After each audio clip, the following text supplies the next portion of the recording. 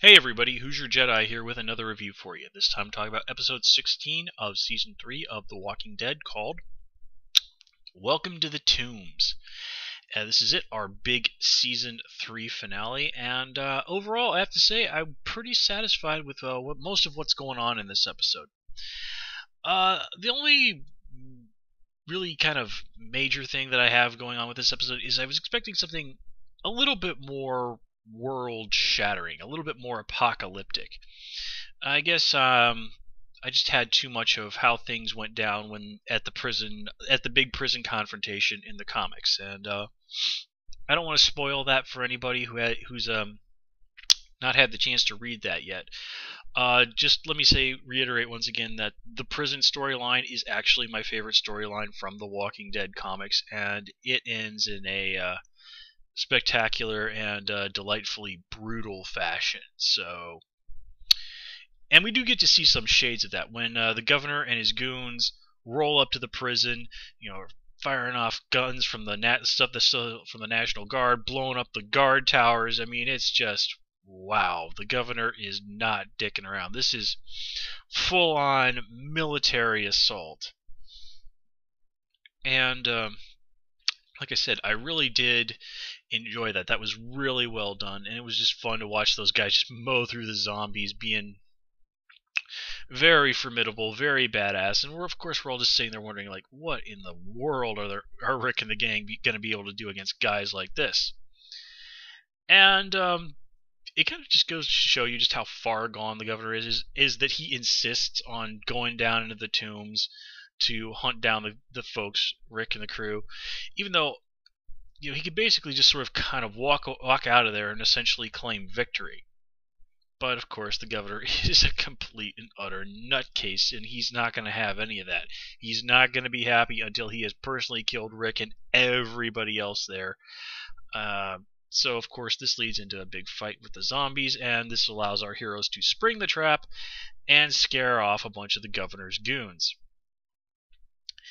And this all is really what ultimately triggers the governor's big breakdown. As we've seen, the governor is really good about keeping that cool cover, but if anybody really seems to be questioning his authority too much, or even just like the people at the roadside where they were flat out arguing with him, like basically saying, this is stupid, there's no reason for this, just essentially openly challenging his decision, his leadership, this is what ultimately causes him to just snap and start gunning people down. Now, of course, what was that guy's name? Martinez and Shump, that's the fellow with the beard. They end up being the only guys left standing, and they're just the looks on their faces when it's just sort of dawned on them, like, holy crap, this guy really is a complete and utter psycho. That was really, really great stuff. And I guess the thing that just really surprised me most of all was at the end of it all, the governor was still alive. I really did not expect him to make it out of this season in one piece. I expected him to, get killed by Rick or the zombies or something like that. Maybe Andrea, finally. But no, the governor's still out and about. And I was reading some interviews with the producers, the behind-the-scenes folks today, and I don't really think I'm spoiling anything by saying we haven't seen the last of the governor, and he's going to be back next season. I mean, come on. Is that really a surprise to anybody? Now, there has been some talk among the fans that maybe the governor is going to be set up to be a replacement for a character called Negan from the comics, who, and I'm not going to really spoil his deal. Well, I honestly don't really have a problem with that.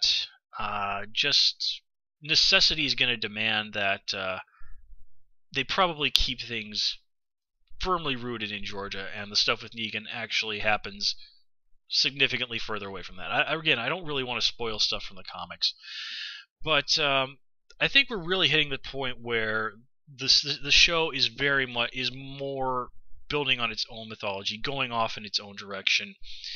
I think the stuff that's drawn from the comics is, of course, going to be a lot less direct. As far as I know, last I heard, and I've been sort of vaguely keeping up on what's happening in the comics, Andrea in the comics is still alive and well. I'll offer that up. Now, speaking of divergences from the comics, hey, Andrea's dead. Andrea. Boy, again, I've said that many times that in the comics, Andrea is my favorite character. Andrea in the comics is just friggin' badass and awesome in so many ways. And Andrea on the TV show, well, she certainly had her good moments. I can't deny that. The character has had her good moments.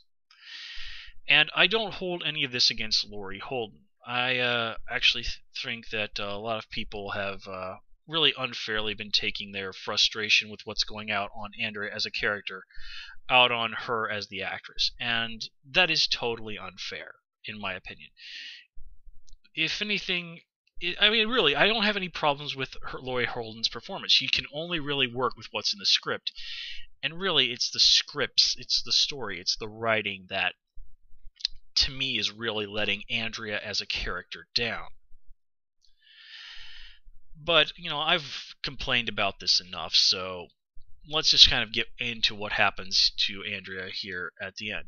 Okay, first of all, no, we'll talk about Milton a little later on. I want to talk about what's going on with Andrea. First of all, I genuinely did like the way that the character met her end.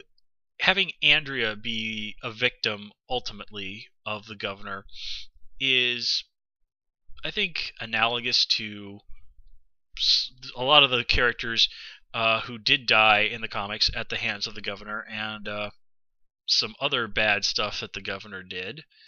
Well, let's face it. Again, I don't want to spoil stuff, but other things, really horrible stuff happened to the character who ended up in the governor's torture chamber in the comics, and well, let's leave it at that.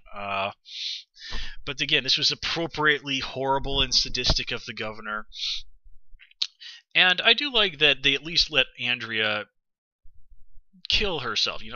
Check out under her own terms, at least while she could. And she did have a very nice moment where she reconnected with Michonne. I think that rift in their friendship was something that really should have been explored a little bit more, in a little bit more detail, because it really was a very important aspect of what was going on there, and it just wasn't fully realized.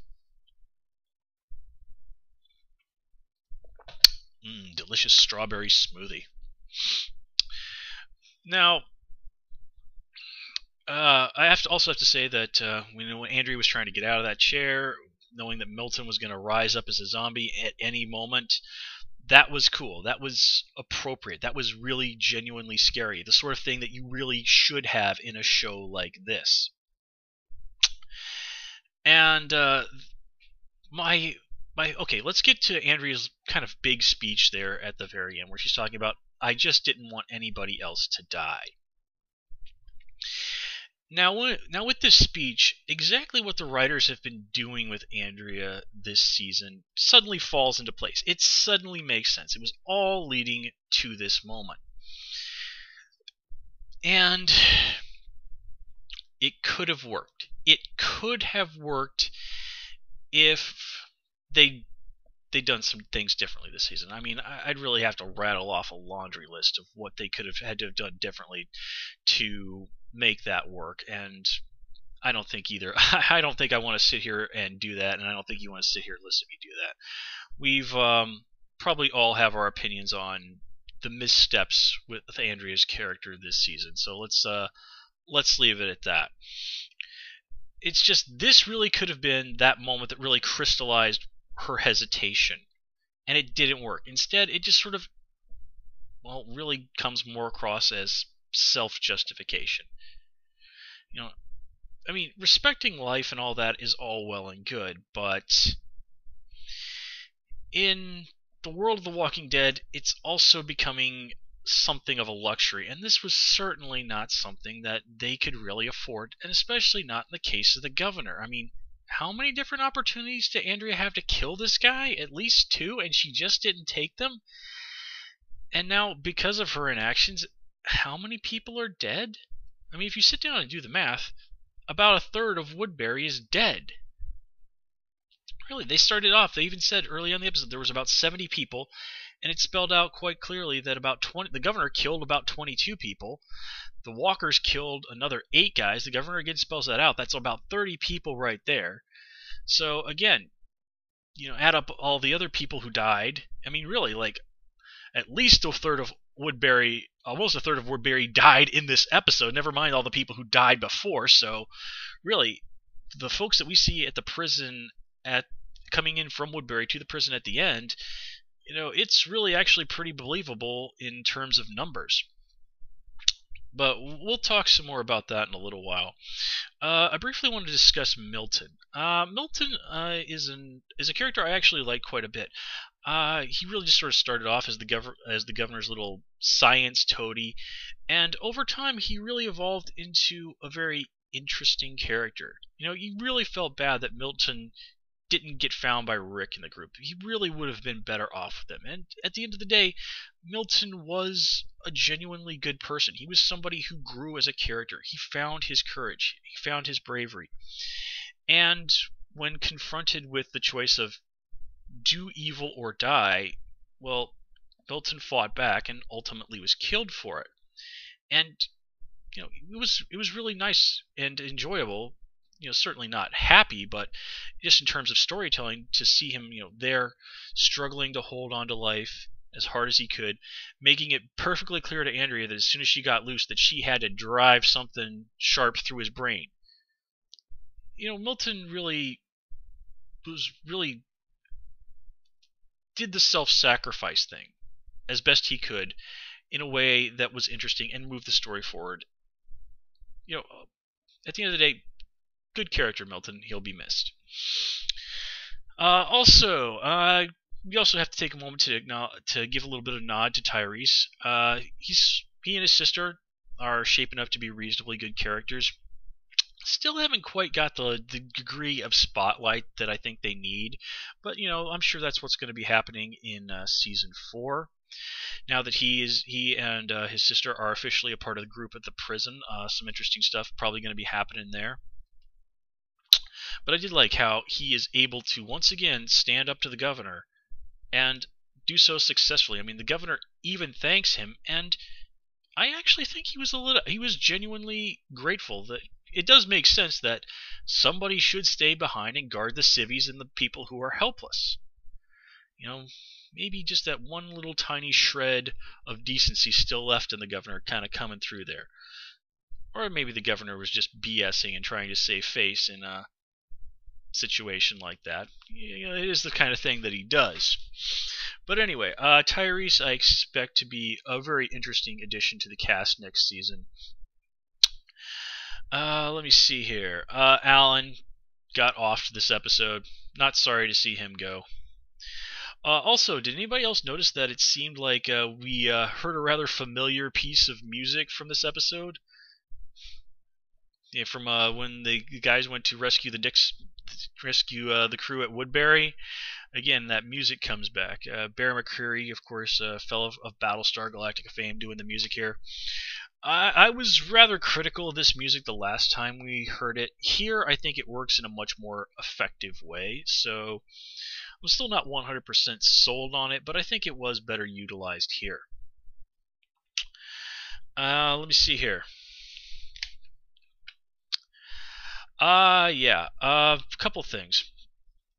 We also see the prison guys pick up a survivor from the governor's crew, a woman named Karen, who, for some reason, after everybody got killed and, she had to have known that they were going to rise up as zombies, she chose to hide out in a truck protected only by a little piece of glass rather than, run away from the place where she knew shortly there were going to be a lot of zombies. That was very stupid of her.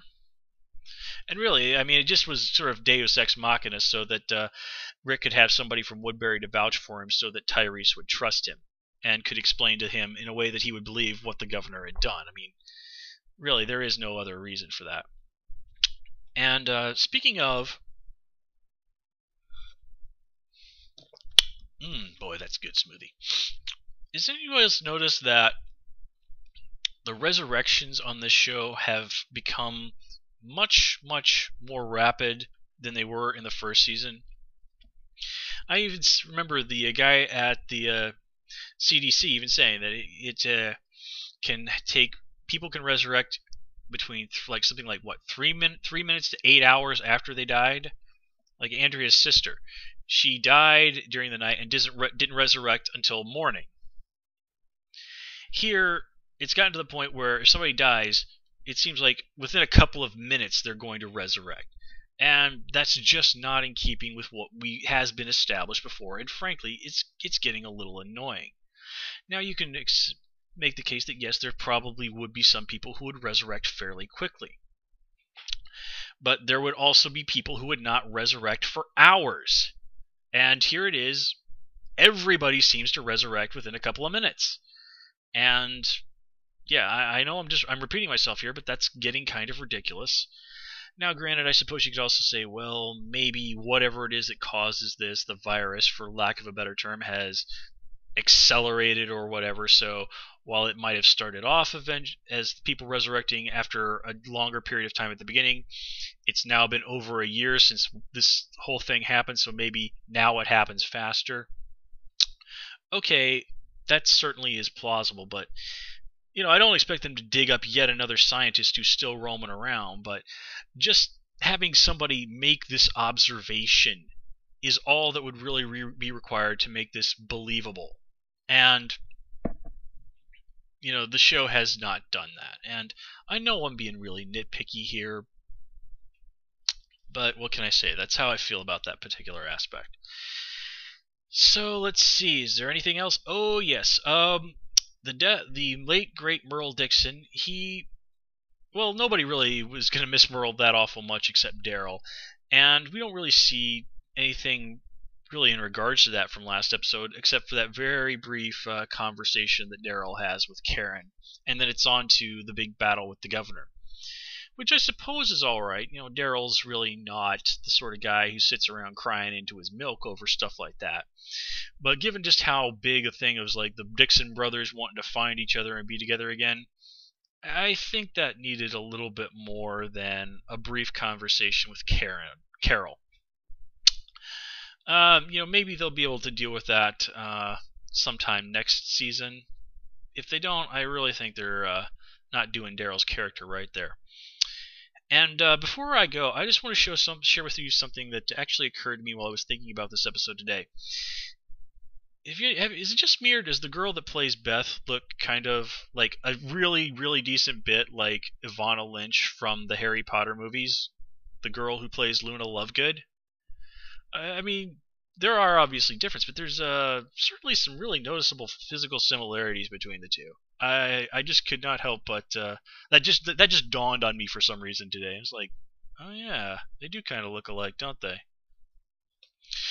Well, anyway, folks, I think we're going to call it here. As always, please comment, rate, and subscribe. Of course, you can follow me on Twitter at Hoosier Jedi, and in case you were wondering, I will indeed be reviewing Season 4 of Walking Dead. Looking forward to it. Until next time, folks, take care.